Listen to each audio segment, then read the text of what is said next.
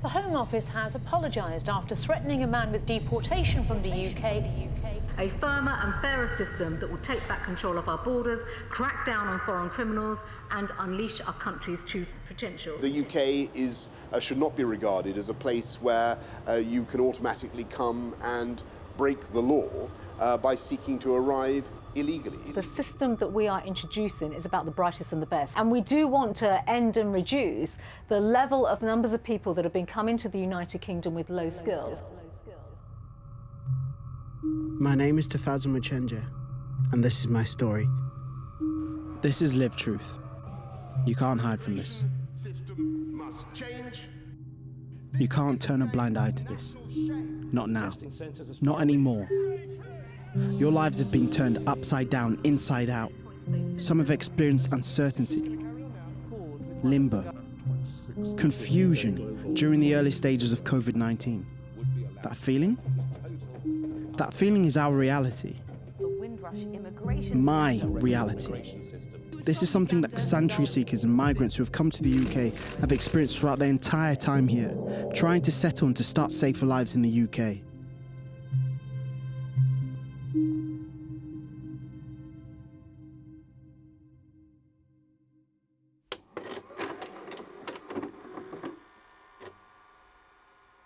Yeah, it's been a while since I did my last recording. Still kind of in limbo. There's been no progression or no communication really from the government. So obviously my lawyers keep sending me weekly updates, obviously just to bring you guys up to speed. I've still got to take my English test. I've still got to do like I got to meet people and do my biometric scans and all of that stuff. And yeah, obviously due to COVID, I've not been able to do any of that. So yeah, I'm just still kind of like in this unusual place where my visa has expired. I've submitted an application, but it's not going through the motions, or it's not being looked at as far as I'm aware. And yeah, it's just an interesting time, really.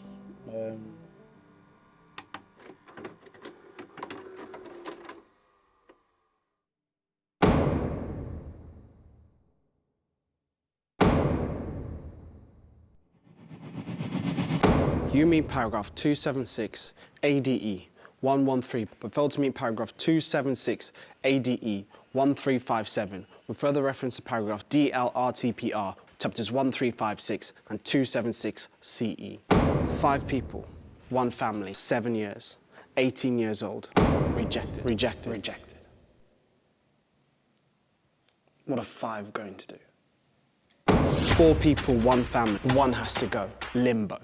2 years still waiting. Many friends. 20 years old. Okay.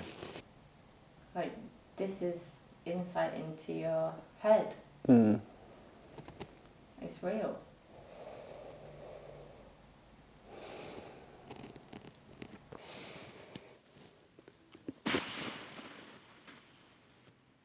Mate.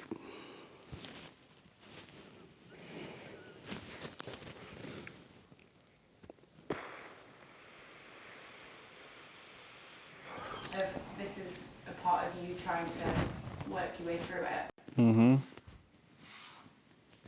It is. Don't just kind of think, oh well, I'm doing it for everyone else, because you know you are doing it for yourself as well. And I think as soon as you start thinking that you're just doing it for everyone else, yeah, that's you putting yourself at risk. That's not your responsibility. No. So you have to be getting something out of it yourself in order to stay healthy.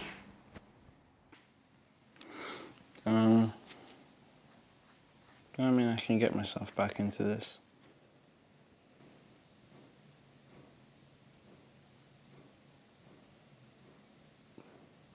One life on hold. 4 letters, 4 people, 1 family. Accept, accept, accept. Rejected.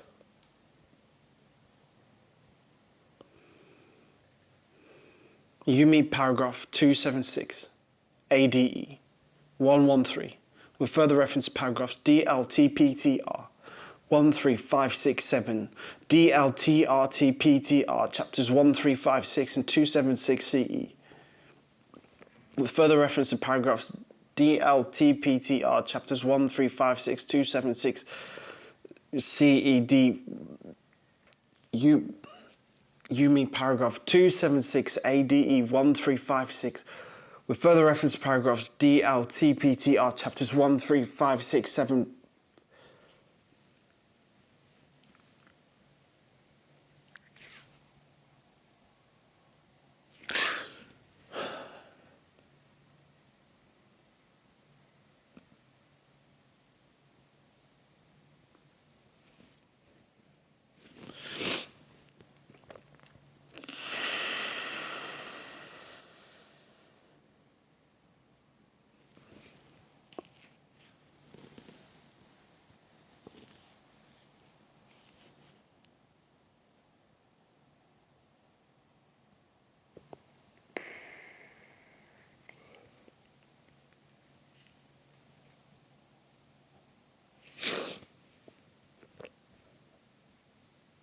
I fucked up the lines there. Who cares?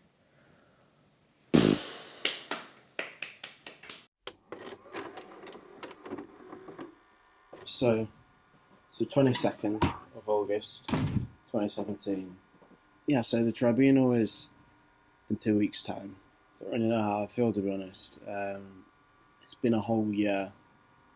You know, obviously this has been ongoing since 2015, but I've had to defer my final year at university, having to watch all my friends, my girlfriend graduate, and yeah, it was difficult, you know. It was difficult, and it was more upsetting because of the nature that I knew I should be up there with them, you know, and it was something taken away from me, you know, graduating with my friends and supporting each other in such an important moment, and it was difficult, difficult to see everyone and be. It wasn't difficult to be happy for them because I was happy for them, and I'm angry that that moment was taken away from me. But you know, like I said, that is just probably the smallest thing that I've had to deal with. You know, not being able to work, having this sort of thing over my head has mentally challenged me a lot. You know, I've become more of a recluse. I feel like I have some built up anxiety now all of a sudden, you know, because of this.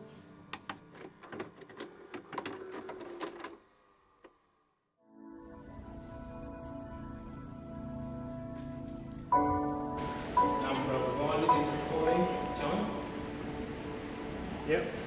Okay, and this is the first half of the interview with Taf and Rosie. Take one.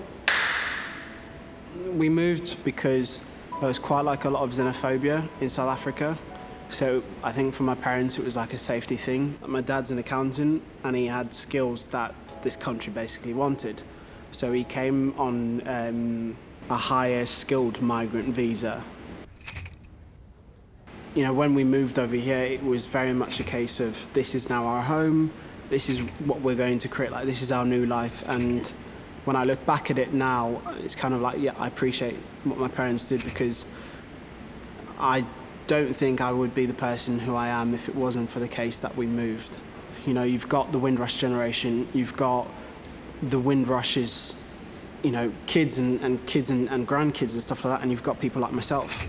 People who have come to the country with full intentions of contributing and giving everything, and that's not to take away from anyone else, because people are escaping absolute hell to come to a better life, because ultimately we want, you know, if it's not for ourselves, it's for our kids, it's for the people underneath us. And my parents left South Africa for their kids. The process of like all of us reapplying together, it's like, yeah, it's a really tricky one. This, I knew it was something that we had to do. Like, it was, at the time, I think it was like a 5-year route, and we were working towards aiming 5 years, then we get indefinitely to remain, then you get citizenship, and that's it. As a kid, you just think, it's not going to be that much, you know?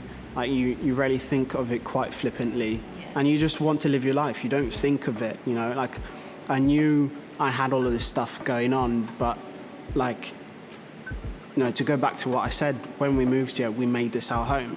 We integrated ourselves into society. We made England our home.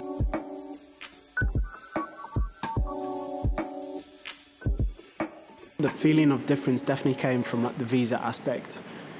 Whenever that situation or that time comes around, when you have to reapply, there's always tension. And I think when we came in 2007, so the hostile environment was kind of in place. It was in place by 2005. So I could always sense, like, a tension with my parents when that time came around. But also, like, at school, you know, I lived on the Isle of Wight. There's not really a lot of black people of colour. So already there was that sort of difference. And this is something that I look back and reflect on. Like, I had to tolerate a lot in terms of casual racism, microaggressions, things like that.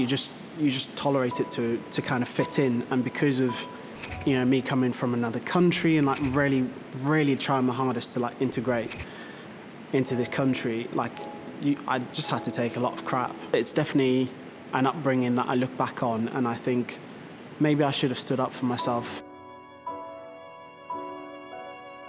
Sort of the process of my case was that we all applied as a family, excluding for limited leave to remain. So that's the kind of step before you get indefinite leave to remain and then citizenship. It's such a complex, it's so complex, and I still struggle to get my head wrapped around it. Because of my dad's work, and he would often have to travel around the country, and one of the rules is that you can't stay outside of the UK for a prolonged period of time. But because of how much he stayed outside of the UK, that affected our application. So we then disbanded and we applied, and he had to leave the country.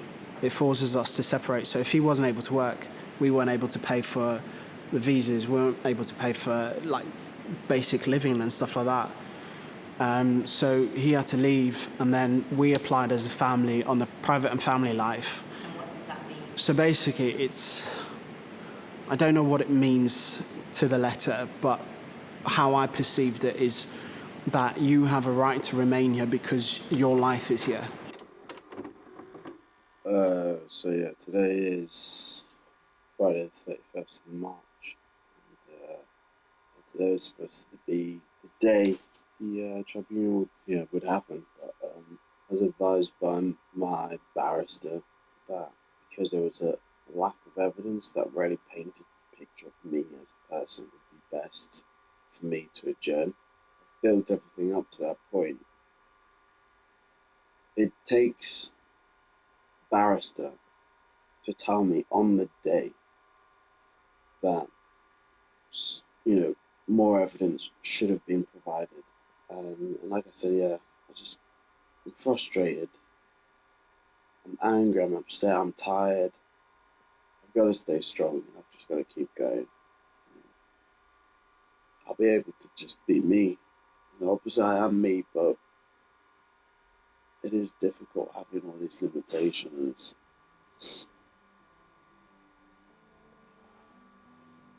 I don't know.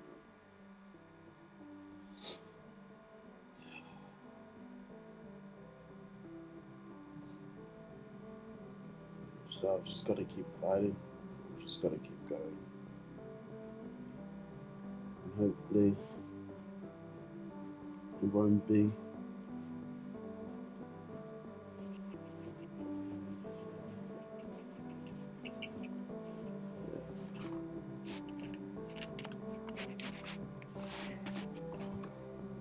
Fuck.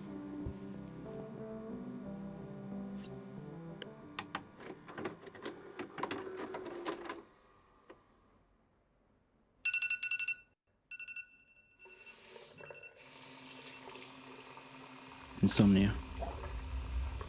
don't recognise myself anymore. Helpless, stress, anxiety. I feel different.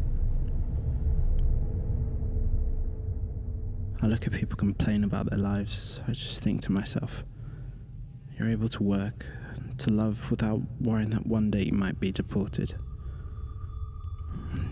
Not having to worry about anything, I hate my life right now. I know that the day is just around the corner, but I don't think I can keep bearing all this emotion and anger. I can't go out. I talk myself out of things. This is what I've become. I live in this room, this flat. I feel useless and wanted, distance from society. I feel depressed. I feel ashamed. I feel trapped mentally and physically. I feel nothing. Maybe I'm being prepared for something greater. I've learnt that life continues around you while you're still stuck in the same place. Your feet are stuck. You can't do anything but watch people grow, move on in their life. And there you are, just being passed by everyone. That's how it feels. Choose life. Life chose this for me. I made a life from this choice. I may be stuck for now, but I have life in my breath, and I will continue on this path, for this is my life.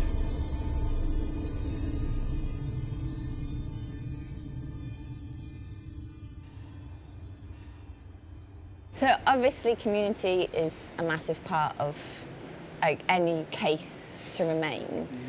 So I'm really interested to hear who is in your community, and of course it affects them too. So can you tell us a bit more about who's been there for you and in what ways your community supports you? Really, it was kind of like my small group of friends, my girlfriend's family, and my family, because I tried to keep it as compact and as tight as possible. Yeah. That was my community for like a very long time. So you have to ask people in your life to write a letter explaining why they care about you and why you're important to them, and essentially why you're important to the UK. That specific point where I had to kind of break it and tell people was when I had to basically get more statements of support to reinforce my claim of belonging, my sense of community, the fact that people wanted me here, to really reinforce that I had truly integrated myself into the community and to society. And, for someone who's, at that time, I'd lived in the country for about 10, I don't even know, like the point when we needed, but probably about 10, 11 years. You'd think, yeah, that's a really easy thing, but for a very long time, I didn't want to talk to people about it because obviously there's levels of shame. You feel like you're burdening people with this heaviness. So there was that, but I think mostly like embarrassment as well. I didn't want loads of people, like I'm a really kind of like close, like small knit people, small group of people. So to kind of like get all of that out there it wasn't me at all, but also just because I just didn't want people to know what was going on. I just didn't tell people for a very long time. So it almost withdraws you from your own community? I think the emotional side of being in that position, you feel that within yourself you can't be in and amongst people, because I was in a different mind frame. I was always down, I was depressed, sad, angry, and to try and surround yourself with people who are bubbly and life is moving on, it's really difficult. So naturally you isolate yourself, even though you know that you should be you should be a part of the community, you should be getting involved. Obviously you can't get involved in certain aspects, but to just try and be there and be relevant or be present, it's difficult because you're kind of like fighting with yourself mentally. to build up the courage and to, that's like, okay, this has reached a really desperate point. Again, you're fighting with yourself, but you know that the more that you have, the better. And the more you get, the more it squashes that idea that you aren't a part of a community, you aren't a part of society, you aren't all of these things that they say, you know, that they say you are. Like, you have no sense of belonging, you have none of this, so we can easily send you back because there's no one here who will care for you when you're gone or think of you when you're gone. So you're constantly combating that, and you need those statements of support. We're back at the beginning, aren't we? Since the last time I've spoken to you guys, Mum's had a stroke. There's been issues with lawyers. Yeah, it's just felt like one thing after the other is going wrong. You know, in the mind frame that I'm in, I'm just thinking that the worst is going to happen. But you know, I've got people around me trying to keep me up and trying to keep me positive. But you know, it is difficult. It's been a long journey and it's been a difficult one, and mentally it's been challenging. You know, there've been moments where I've felt like I've broken down, soul, body, mind, and spirit. I picked myself up. You can just hope that tomorrow goes okay.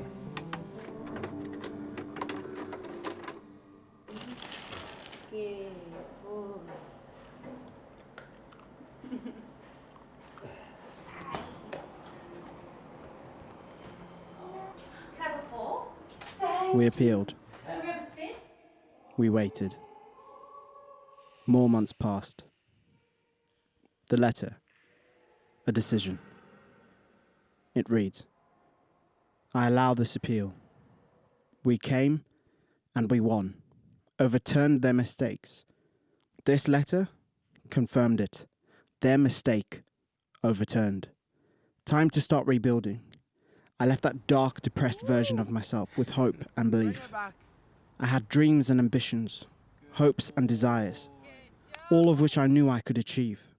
I had drive to make up for lost time. 3 years, a lot of drive. It all feels so unusual, strange and unusual. But that doesn't matter. I know and believe, so nothing can hold me down.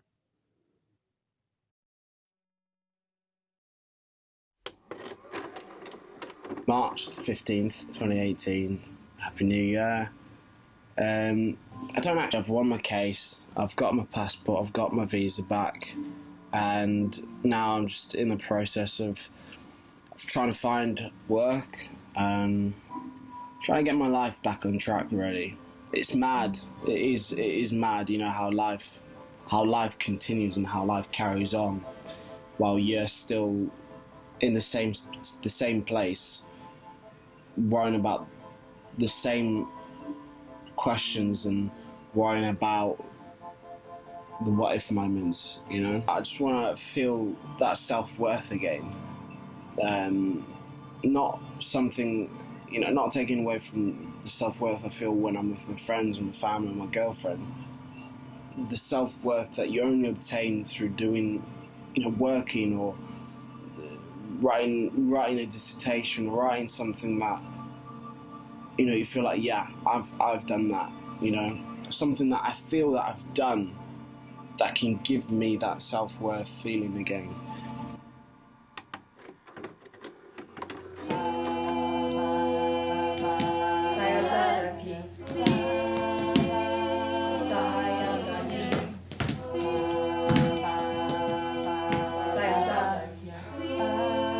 Paragraph 276, ADE 112, but failed to meet paragraphs 267, AD 11356, with further reference to paragraph DLT, PT, chapters 135, DLT, RTP, chapters 1356 and 276 CE. It's been a mad couple of days, weeks. I've done 2 shows now, just taken aback. Honestly, the feedback, how the show has developed, you know, in the last 2 years and to what it is now, it's just absolutely amazing. Rosie, Hannah and John, done like a fantastic job with it, and I'm just so lucky that I've been given this position and this platform to tell my story, and I'm hoping that I make an impact, and it's so rewarding when people come up to me and they talk to me. For most of my life, I've lived in England, on the island. Sorry, the Isle of Wight. It's where I grew up, became a man or whatever. Sound just like you, don't I? Well, not you specifically. I mean, you could be from anywhere. England made me who I am. The Home Office disagrees. On the day they gave my entire family indefinite leave to remain, they decided to deport me. Why? Because my family didn't have indefinite leave to remain, which they just gave them. Like, you can see that we've had an impact on people, and you see that they're going to try and challenge the status quo. And I'm really enjoying this. I'm really relishing and loving every second and every moment of this. Doing good. I'm doing good. Any impact that I make, it just reminds me more and more why this is here and why I'm here. I have to pay a surcharge to use the NHS on top of the tax that I pay as a citizen anyway. Yeah. On this visa, I would have to probably reapply 2 or 3 times. Right. So that's $3,000 to the NHS. Yeah. And you're working, paying tax now. And I'm working, paying taxes now, yeah. So you're paying twice for that. So I'm paying twice. And that's the frustrating thing. You see the way that they talk about, migrants and obviously asylum seekers and sanctuary seekers, and the language that they use about, they're coming in, they're taking this, they're doing that, they're doing this. But in retrospect, when you actually look at the figures, we contribute so much because we have to pay so much to be here. Yeah. So you won the appeal, and the judge said what? But one thing that really stood out for me was he said, I don't really understand why you are here. Yeah. And that, I think everyone who was present was taken aback. Yeah. Because finally someone else, someone who had official status, could see that me being there was wrong. Yeah, I should never have been there. Yeah, it was a mistake, and I should never have been there. And that mistake was 3 years. Yeah, 3 years, I couldn't work, fighting. I couldn't study, I couldn't do anything. I had to just stay still and try and build a case and wait till I had my tribunal date. So the judge says this shouldn't have happened, this has been a mistake from the Home Office, that's acknowledged. So then everything is fixed and we're done, and it's not the case? So I don't have indefinite leave to remain. Okay. So because of everything that had happened, in the Home Office's eyes, I was technically an overstayer because my visa had expired, and throughout the entire period, I was illegally staying in the UK. But they didn't give you your passport to leave, yeah. leave. So I couldn't leave, but you weren't allowed to I wasn't allowed to stay. So again, I was caught in just another trap. Yeah. So what I got was limited leave to remain outside of the rules. So my appeal was based off the private life, my right to remain in this country based off my private life. So the fact that I'd grown up here, my life is here, my future is here, I have no other sense of home outside of where I'm at. My family here, my whole life is here. Yeah. I have nothing to go back to, nowhere to go back to. 9 years I've lived in this situation, and even though the judge acknowledged that this was a mistake, and the fact that I was there in that first place, I shouldn't have been there, but I'm still not out of it. I'm still in this situation, and those 9 years are continuing. We're going on to 10, 11, 12, and until You know, I couldn't even tell you how many more years it could take. Realistically, it could be 2, 3, 4 more years. If I didn't go on this spousal visa, it could have been another 10 years that I would have had to have gone on it. So by me switching to this route, it hopefully reduces it. And with just counting those years up, just counting no idea. Yeah, just counting those years up, and that's the life of a migrant.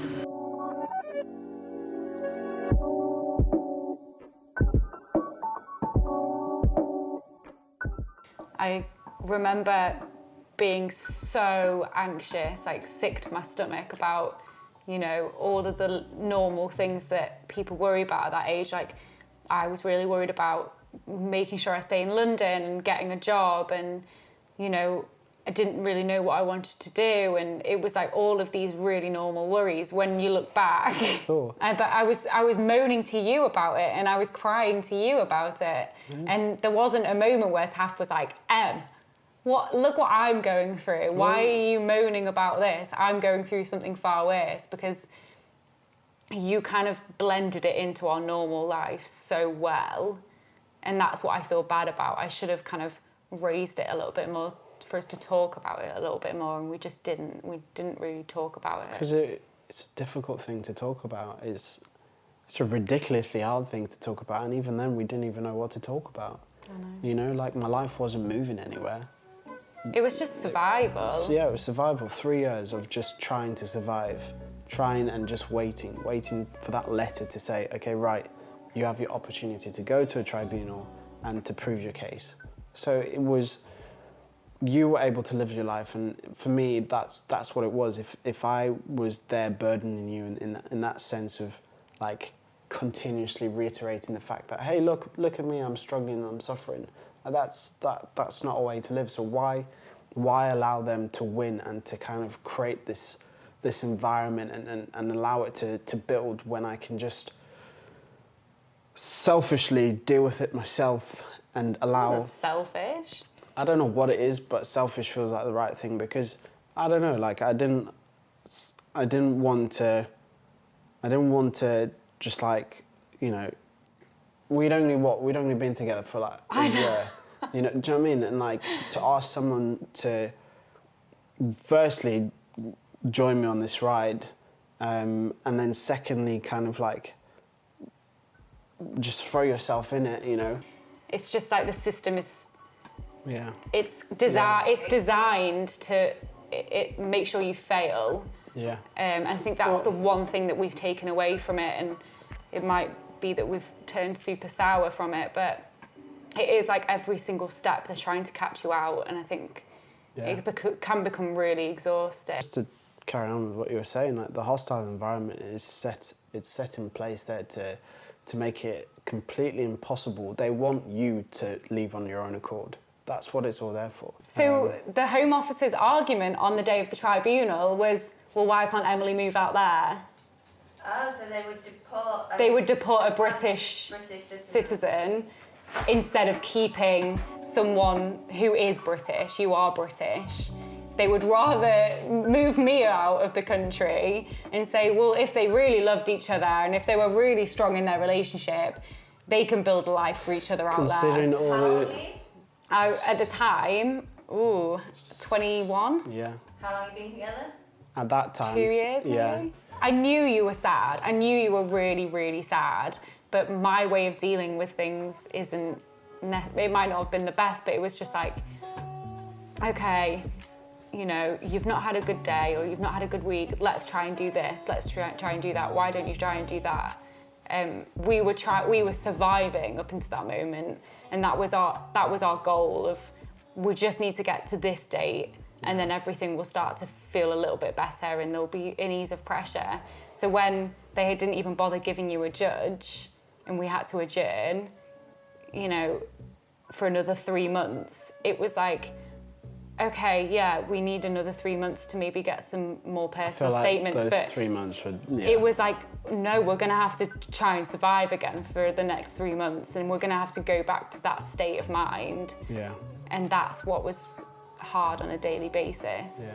Yeah. it's not you that's the issue. You're not the issue, and it's completely normal with how you felt. And you should talk about it because it's not shameful. And, you know, we're living in a world now where people are listening more than ever. So make sure you're heard, because you weren't heard at the time.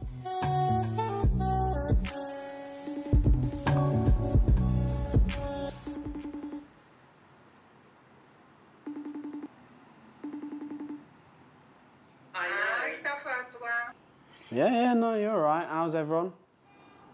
Yeah, not bad, man.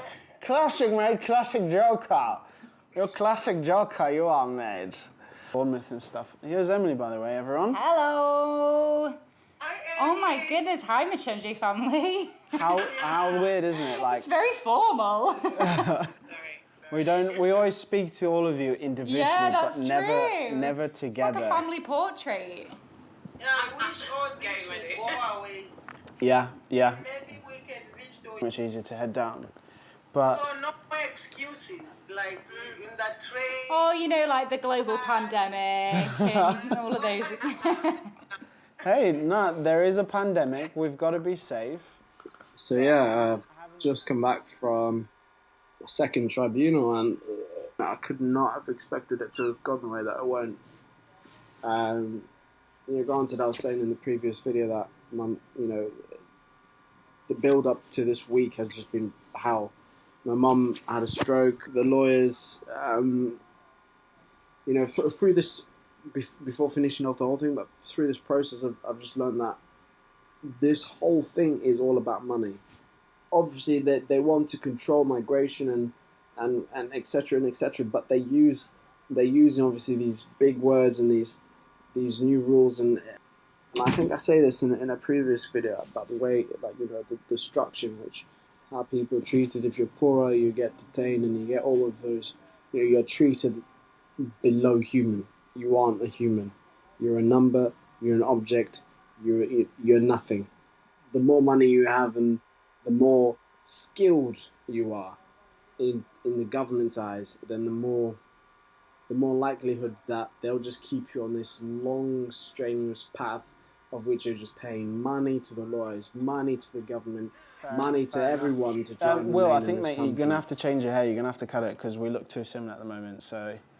Nah, dude, your hair's flaking. Looks like you've got a receding hairline right there. He has got the Lazarus Muchenje haircut at the moment, hasn't he? I haven't... Trust me, I can see it.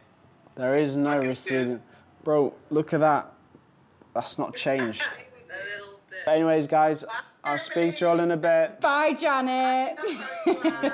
I love you. Love you. Bye, guys. Thank you so much.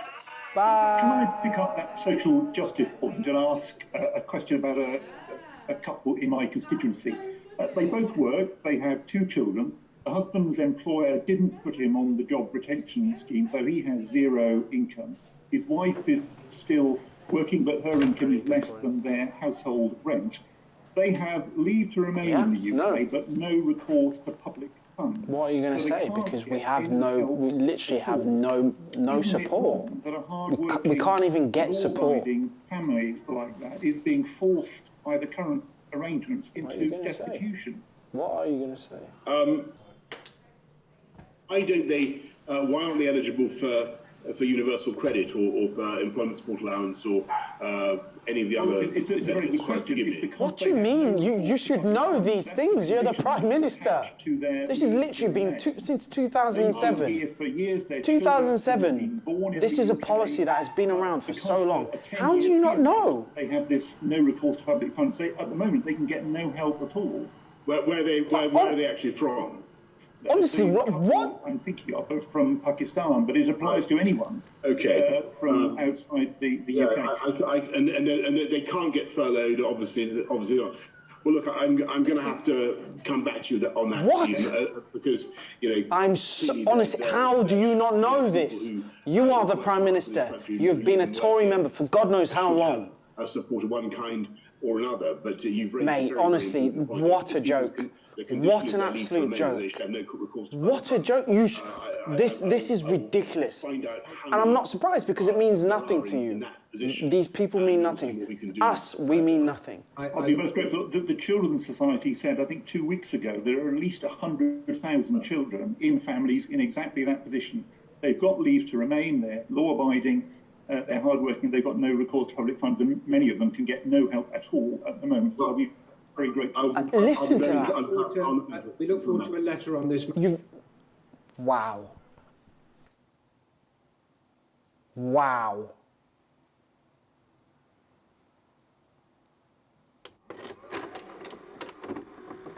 Coronavirus is a thing, self-isolating and trying to apply for a new visa rather, but also extend my current visa, which is expiring in May. Yeah, shit scary, difficult time. Obviously there's a lot of stress and pressures anyways, as it is with self-isolation and being at home, quarantine environment. Very much feels like when I was declined my visa and obviously had to remain. I wasn't able to work or do anything, so it feels very much like that. So for me, it's nothing extreme, which is quite sad because yeah, I've experienced all of this already. You know, I see they're talking a lot on the news, obviously, about people's health and mental health and things like that, and they're taking into account the old, the young, the poor. But no one's talking about refugees and asylum seekers and people who, you know, who have added pressures anyways, as it is with being second-class citizens, or migrants or refugees or asylum seekers, like I said, and the implications that this might be having on them.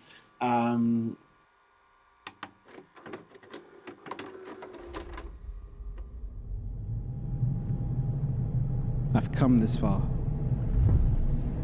I've lost and sacrificed so much.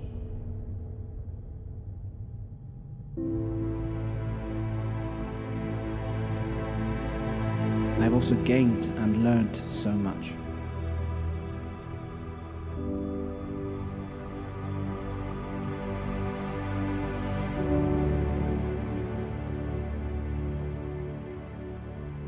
I can't let them win. Not after all of this. My friends, my family, my partner, my partner's family, my co-workers, my life.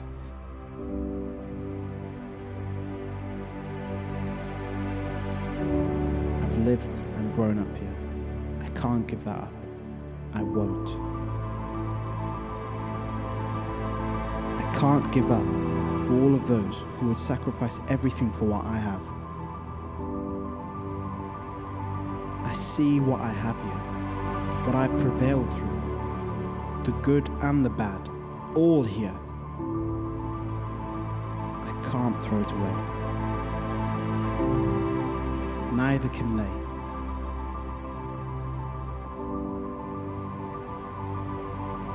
My life, my future is here.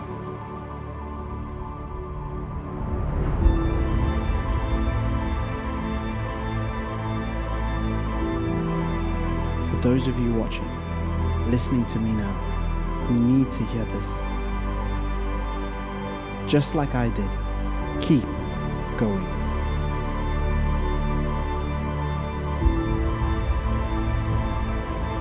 I'm with you.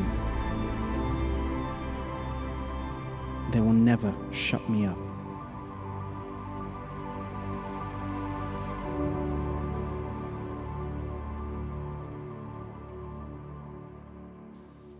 We're good? All right, ready. This is my home. I've lived here. I don't know what to say. Don't say the right thing, just say what needs to be said. There is no right thing.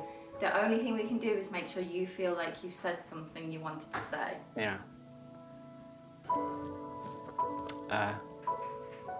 I'm somebody. I have dreams, I have goals, I have ambitions. My life was swept away from me and has been swept away from countless others for no reason, often for inhumane reasons, and we've been blamed. We've had to endure living and being treated second class, often not even thought about at all. I think you'll never be able to truly understand what we go through. To even try and explain it won't do it justice, because I'm so confused. I don't understand. I don't know why I'm in this position. I shouldn't be in this position. I shouldn't be in this chair talking to you, but I'm here. I'm here right now talking to you, and you need to listen. You need to act, because we've been talking and we've been having the government do all sorts of things, but nothing has changed. Nothing has changed, and nothing will change until we act, until you act, until you get up and you scream, because thousands are screaming and not being heard. I shouldn't have to do this. I shouldn't be here, but I'm here, and you need to do the same.